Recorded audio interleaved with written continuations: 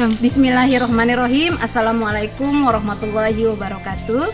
Yang saya hormati Bapak Ibu dosen penguji uji kinerja pada PPG Transformasi Pendidikan Agama Islam pada tahun 2025. Perkenalkan, nama saya Aan Eka Putri, guru agama Islam di SD Negeri Malili, Kecamatan Meihilir, Kabupaten Sumbawa, Provinsi Nusa Tenggara Barat. Sekaligus saya mahasiswa PPG dalam batch kedua tahun 2025 di LPTK Universitas Islam Negeri Maulana Malik Ibrahim Malang, program studi Pendidikan Agama Islam dengan nomor induk mahasiswa 250-109-110-351.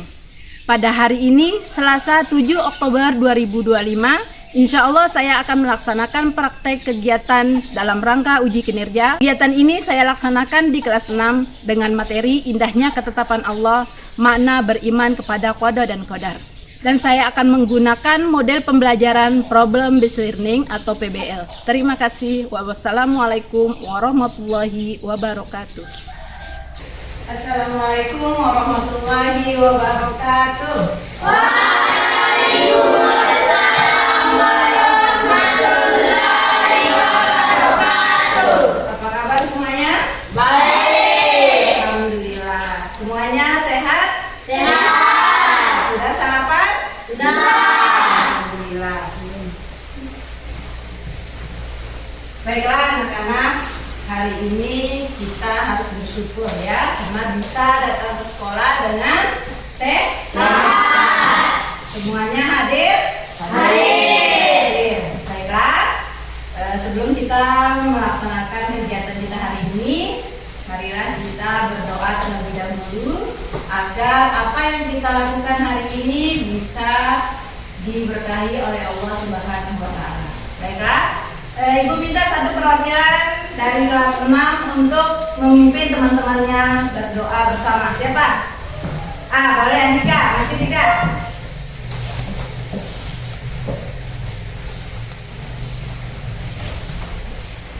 Nah, sebelum kita berdoa, kita akan mempersiapkan teman-temannya terlebih dahulu ya, dengan ice breaking sebelum berdoa ya. Bagaimana? Bisa? Bisa. Baiklah, dimulai.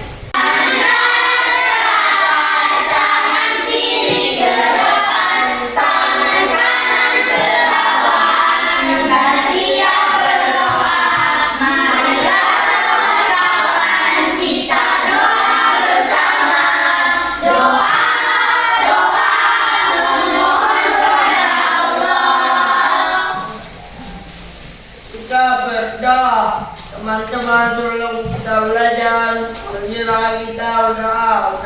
Mulai.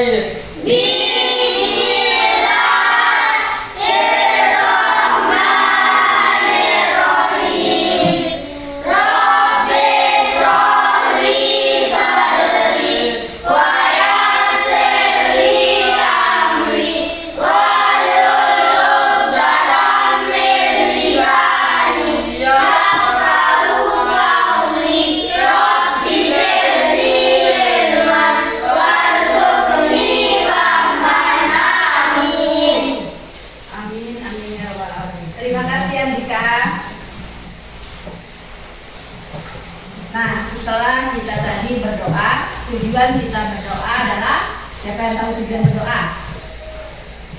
Siapa yang tahu? Tujuan kita berdoa adalah memohon kepada Allah. Memohon untuk apa? Agar sehat, agar diberi ilmu. Ya, betul.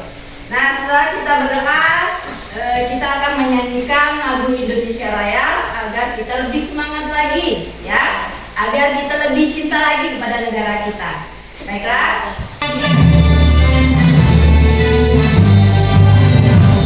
Indonesia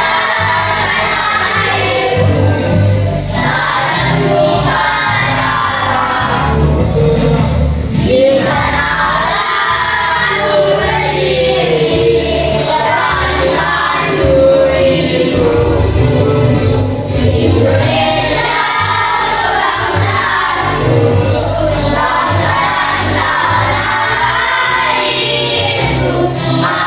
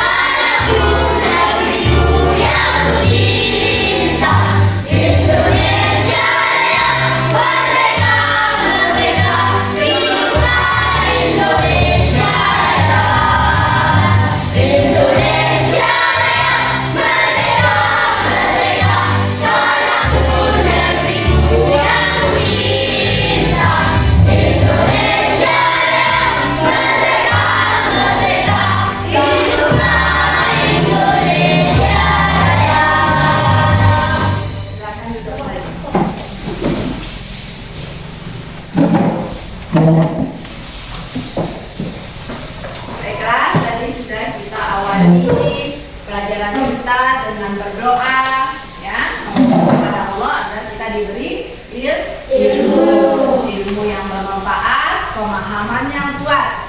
Nah, yang kedua kita sudah menyanyikan lagu Indonesia Raya.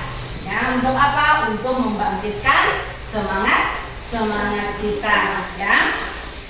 Nah, kita akan mengawali pelajaran ini dengan sama-sama melafazkan basmalah.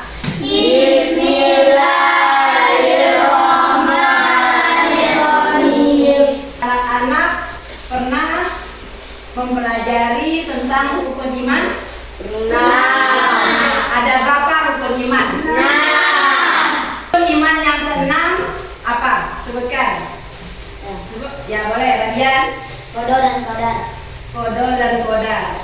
Siapa lagi yang bisa? Rukun iman yang keenam. Amira? Iman kepada koda dan kodar. Hebat. Iman kepada kodo dan kodar. Baiklah, anak-anak sekalian, semua yang terjadi di kehidupan kita, semua yang kita alami di kehidupan kita itu sudah menjadi ketentuan dari Allah. Semua yang kita rasakan itu sudah menjadi ketentuan dari Allah. Itu adalah bukti sayang Allah kepada kita, ya. Dan kita harus percaya bahwa semua ketentuan Allah, semua kehendak Allah itu baik untuk diri kita. Nah, pada hari ini kita akan mempelajari tentang iman kepada Allah. kepada kodo dan Kodar. kepada kodo dan kodar. Nah, tujuan kita mempelajari iman kepada kodo dan kodar ini yang pertama, anak-anak diharapkan bisa memahami apa makna kita beriman kepada kodo dan kodar, ya. Setelah kita mempelajari iman kepada kodo dan kodar, apa makna yang bisa kita petik. Nah, yang kedua, kita bisa menyadari bahwa setiap yang terjadi kepada kita, setiap apa yang Allah tentukan kepada kita itu yang terbaik dan untuk kita. Dan yang ketiga, kita bisa belajar untuk menerima semua takdir yang Allah kasih kepada kita. Dan di pelajaran kita ini, pada proses kita ini ada beberapa hal yang akan kita lakukan, ya. Yang pertama, kita akan menonton video inspiratif, ya, video yang bisa anak-anak tonton nanti di dalam penyampaian materi. Yang kedua, anak-anak itu akan melakukan diskusi. Yang ketiga, setelah diskusi anak-anak akan baiklah anak-anak, setelah ini silakan fokus melihat video yang akan ditampilkan. Satu video yang menceritakan kisah inspiratif, ya. Kisah inspiratif itu kisah-kisah yang bernilai baik yang bisa kita terapkan di dalam kehidupan kita sehari-hari.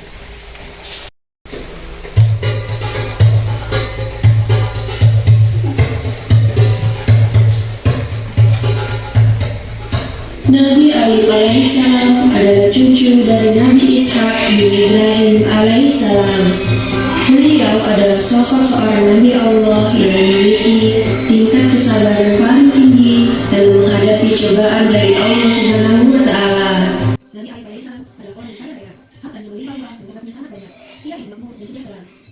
Hidup Nabi Ayub dipenuhi kesenangan, namun beliau tetap tekun untuk beribadah. Beliau juga gemar berbuat kebaikan dan suka berbagi kepada siapapun. Semua orang memuji kebaikan, ketulusan dan keikhlasan Nabi Ayub dalam berbuat kebaikan. Bahkan para malaikat pun juga memuji beliau. Hal ini membuat iblis merasa iri dan dengki. Ia tidak suka ada manusia yang begitu solehnya.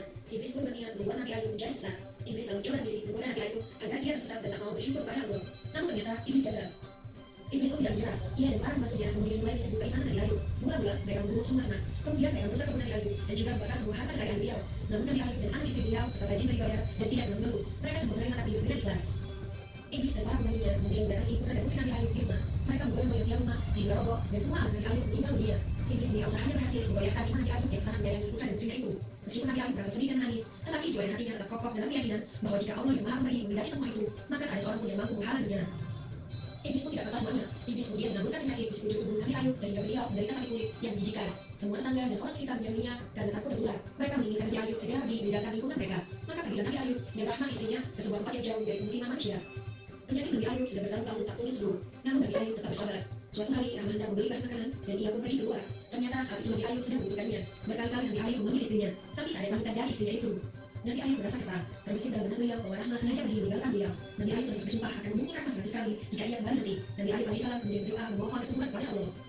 Allah Subhanahu wa Ta'ala memerintahkan Nabi Ayub agar meletakkan kakinya ke tanah, lalu dari tanah itu keluar air yang sejuk dan segar. Nabi Ayub lantas membersihkan sekujur tubuh beliau dengan air itu. Seketika itu pula penyakit Nabi Ayub sembuh, dan kulit tubuhnya kini kembali seperti sedia kala. Wajahnya pun kembali bersinar dan memancarkan di bawah yang luar biasa. Rahmah akhirnya pulang dan betapa terkejutnya dia ketika melihat suaminya sudah sembuh. Dan ia juga meminta maaf karena telah hampir kehilangan kesabaran dan merawat Nabi Ayub yang sakit. Nabi Ayub pun memaafkannya dan bercerita bahwa ia telah terlanjur bersumpah untuk memukul Rahmah sebanyak 100 kali. Beliau sangat bingung karena dalam benaknya beliau tidak tega untuk menyakiti istrinya yang sangat setia itu. Akhirnya menurutlah perintah Allah agar Nabi Ayub mengambil 100 helai itu, mengikatnya lalu memukulkannya 1 kali ke tubuh Rahmah dengan pelan. Nabi Ayub pun melaksanakan perintah Allah itu untuk memenuhi sumpah beliau. Rahmah sama sekali tidak merasa sakit dengan pukulan 100 helai itu. Nabi Ayub alaihissalam kini telah sembuh seperti sedia kala. Tak ada lagi orang yang menjauhinya. Mereka baru menerima Nabi Ayub. Karena kesabaran beliau pula, Allah mengaruniakan lagi harta berlimpah kepada Nabi Ayub alaihissalam. Demikianlah kisah Nabi Ayub alaihissalam yang sabar dalam menghadapi cobaan. Semoga kita dapat mengambil hikmah dari kisah ini dan senantiasa sabar dan ikhlas dalam menghadapi cobaan dari Allah Subhanahu wa Ta'ala. Amin ya rabbal alamin. Nah, setelah tadi kita melihat, ya, fokus melihat satu kisah inspiratif, satu kisah yang bisa kita petik nilai kebaikannya, maka dari itu kita akan membaca ayat Allah, ayat Al-Quran yang berkaitan dengan iman kepada Allah dan kita akan baca bersama-sama ya. Kita awali dari ta'awuz.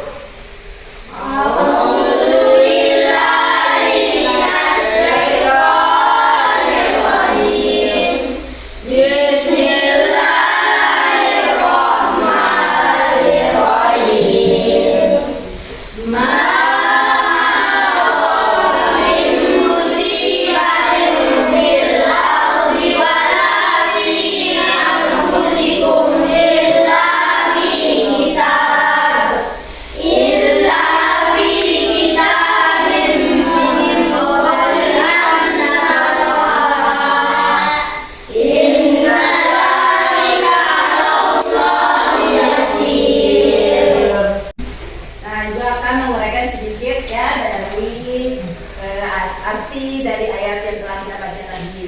Tidak ada bencana apapun yang menimpa di bumi dan tidak juga yang menimpa dirimu, kecuali telah tertulis dalam kitab atau Lauhul Mahfuz sebelum kami mewujudkannya. Sesungguhnya hal itu mudah bagi Allah. Nah, dari ayat ini kita sudah membaca tadi. Artinya bisa ibu sederhanakan bahwa semua yang ada di bumi ini, semua yang terjadi di bumi ini telah ditentukan oleh Allah. Sudah dalam ketetapan Allah. Dan itu mudah bagi Allah karena Allah yang maha kuasa. Kita tadi sudah menonton video. Tadi juga kita sudah membaca ayat Allah tentang iman kepada qada dan qadar. Kegiatan selanjutnya kita akan berdiskusi. Ibu akan membagi anak-anak dalam 3 kelompok ya. Nanti masing-masing kelompok akan mendapat tugas kelompoknya. Nah, ibu harap jangan ada yang tidak bekerja sama, harus kompak ya, harus kompak bekerja sama. Baiklah, tadi ibu sudah membagikan kelompoknya masing-masing dan ibu akan membagikan LKPD yang akan dikerjakan oleh kelompoknya. Dan harapan ibu semua anggota kelompok bekerja sama dengan kompak ya.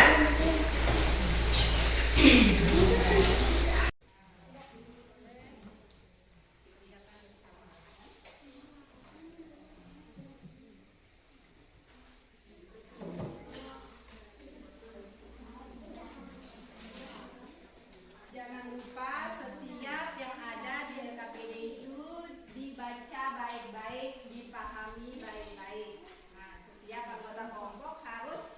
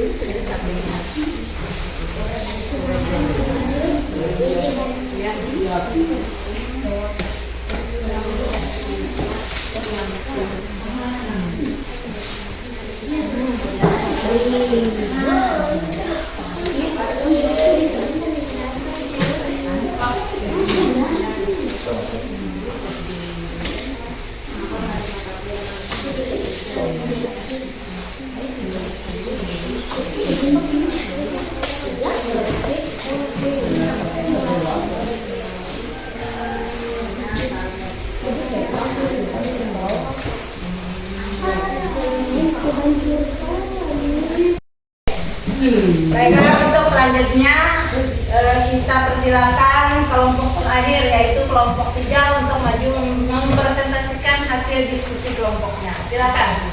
Kelompok 3.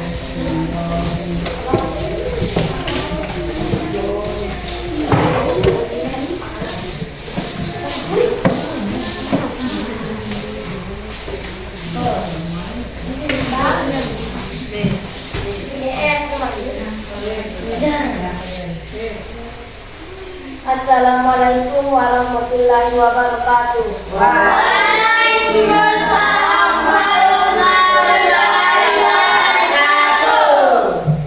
Kami dari kelompok 3 akan mempresentasikan hasil dari kelompok kami.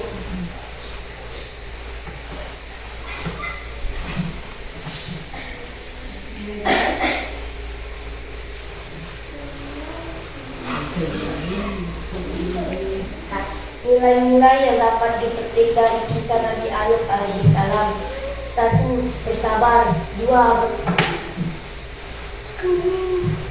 Takdir tidak bisa diubah. 3. Rendah hati. 1. Apa saja contoh qadar dan qadar yang terjadi dalam hidup kita? Gagal mendapat juara di perlombaan. 2. Bagaimana seharusnya kita bersikap terhadap ketetapan Allah, sabar dan ikhlas, serta harus belajar lebih giat lagi. 3. Mengapa menerima takdir dengan ikhlas itu penting? Karena kita beriman kepada Allah. Nah, sudah dengar semuanya? Sudah. Ada yang mau menanggapi dari hasil kelompok 3? Ada, boleh. Wassalamualaikum warahmatullahi wabarakatuh. Waalaikumsalam warahmatullahi wabarakatuh. Silakan.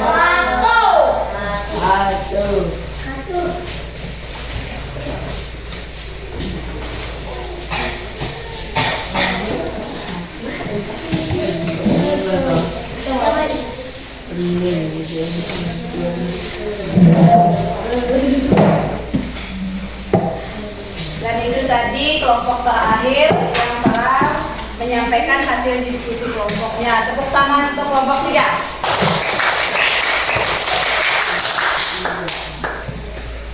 Ya, untuk yang terakhir kegiatan kita yaitu kita akan menyimpulkan kesimpulan dari akan memberikan lembar refleksi diri, ya. Masing-masing anak akan mengisikan lembar refleksinya. Ya, silakan dibaca, dipahami, dan dijawab sesuai dengan apa yang kalian rasakan hari ini.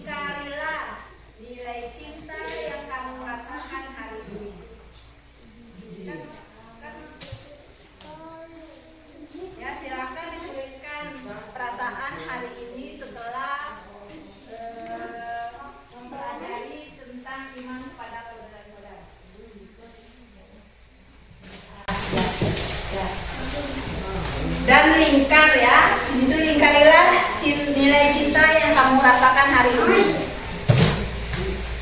Boleh?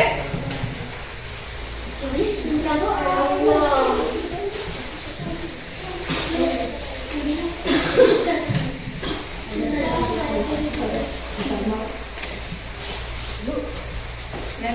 Kakak, soal saya hari ini saya belajar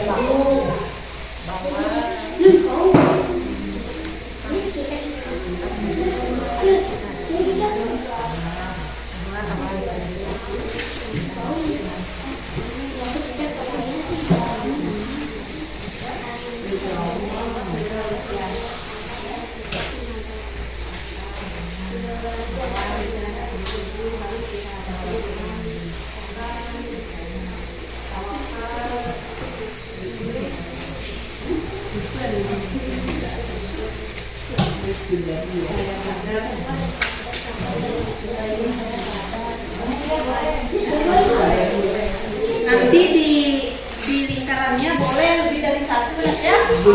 Cinta kalian itu bagaimana boleh, lebih dari satu boleh. Seandainya 3 boleh ya.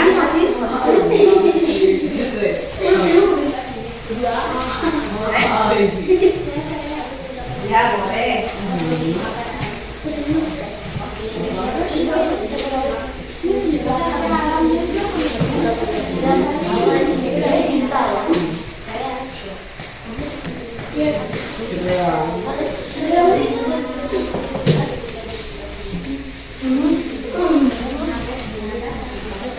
Nah, selanjutnya kita akan melakukan ice breaking ya, biar kita semangat lagi. Tepuk rukun iman. Rukun iman ada 6. Satu Allah, 2 malaikat, 3 bulan dan Rasul, 5 hari kiamat, yang ke-6 qadar dan qadar.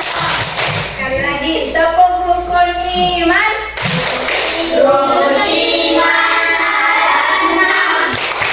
Satu Allah, 2 malaikat, 3 bulan dan Rasul, 5 hari kiamat, yang ke-6 qadar dan qadar.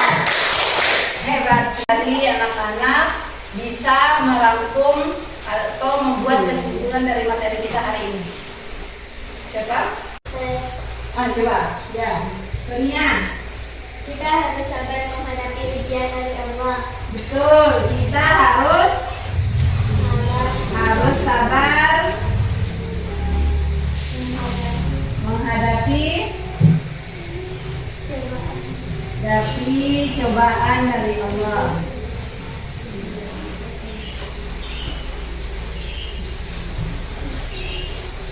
Ada lagi? Coba. Dari ya. Allah, pada kegiatan kita hari ini materi beriman kepada qada dan qadar, yaitu bahwa setiap ketentuan yang sudah Allah tentukan untuk kita itu pasti mempunyai hikmah yang baik untuk kita ya, bahwa semua ketentuan Allah itu baik hikmahnya untuk kita. Tadi kita sudah belajar tentang iman kepada qada dan qadar, dan sekarang Ibu mau tahu perasaan kalian setelah belajar itu seperti apa ya. Nanti yang Ibu panggil namanya boleh mengekspresikan rasa hatinya hari ini ya. Yang pertama